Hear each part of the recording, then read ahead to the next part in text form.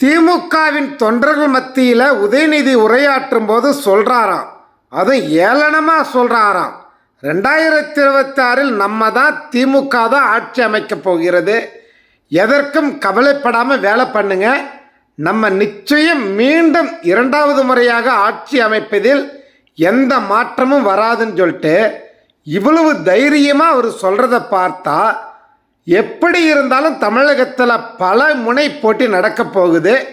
அதில் திமுக ஈஸியாக ஜெயிச்சிடலான்ற மனக்கணக்கு ப்ளஸ்ஸு கொஞ்சம் துட்டு நிறையாவும் வச்சிருக்கிறாங்க.